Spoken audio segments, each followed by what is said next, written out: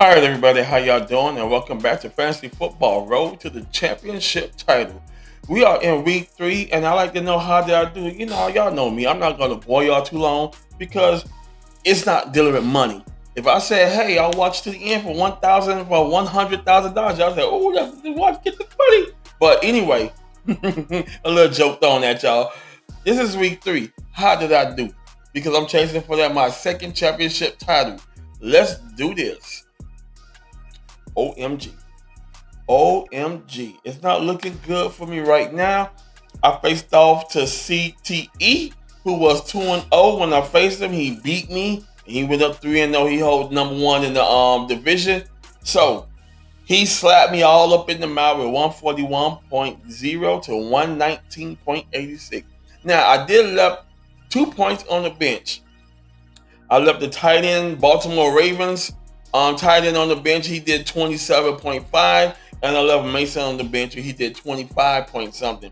Even though if I were to put those in, it would have made a difference because if I put those in and just left my lineup the way it is, I still would have probably lost by 5 or maybe between 2 to 5 points. That's it, tops. So let's get into him. CTE had a great squad, and it was good playing with him. He had Justin Hubert, who muscled him in 14.6. James Cook was a beast as they whipped up on the Dolphins Thursday night, muscled in 20.8, and that was the workhorse right there. Was him. Waddle and Hill decided to get it going, but it was just a little too late. Kyron Williams had 19.2. Malik Neighbors had 3.3. Nico Collins had 22.4. Jake Ferguson had 21.2. Emmerich Egbuka had 14.5. Jake Ferguson, if I didn't mention Jake Ferguson, he had 21.2.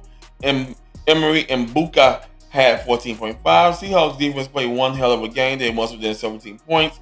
And Brandon Aubrey, the Dallas kicker, must have done 8 points, giving CTE 141.0 on my side.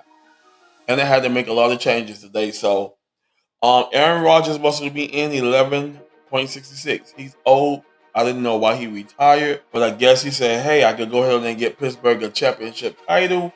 I don't think so. Jonathan Taylor did his thing. He had 32.8. Chubb Hubbard was ice cold as Atlanta kept him cold, and Atlanta won 30-0. So they just shut them boys out completely.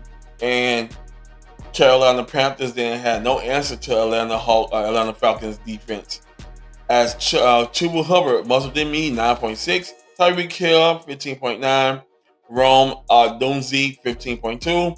Tyler Warren was kept cold because he was playing as light injury. He was not up to his 100%, but the little bit he did, I appreciate it. He gave me 6.8. Jalen Waddle 14.9. 49ers defense, they had to get rid of them clowns.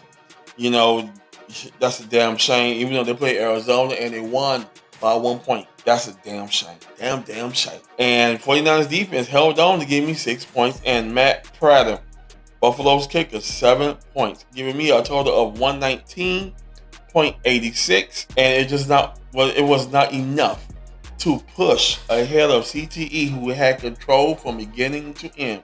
Elsewhere in the league, JF Finest, oh, what a game. Spanked WC 109.42 to 104.84.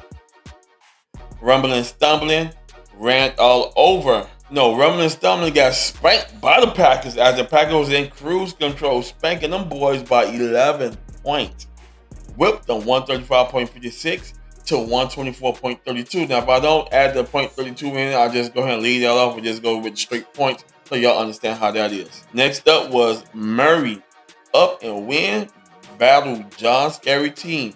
Who Murray up and win? Spike. John Scary Team 94.76 to 86.64 in last. Dominic Dangerous Team lost to ACME Packers 130.72 to 111.52. We dropped Dominic Dangerous Team to 0-3. He is holding 10th place, and ACM Packers and CTE are holding it strong as ACM Packers is in the second and CTE is holding number 1 spot. Now, we all know, I've seen it last year. Number 1, number 2 got spanked, and number 3 and number 4 went for the championship title. So, enough with that. We moving on to week 4. I gotta get my thing together so I can get back into the ring column and come up with a win in the week 4 so I can go ahead and move on to 2-2. So, let's do this, and I'll see y'all in week 4. Peace.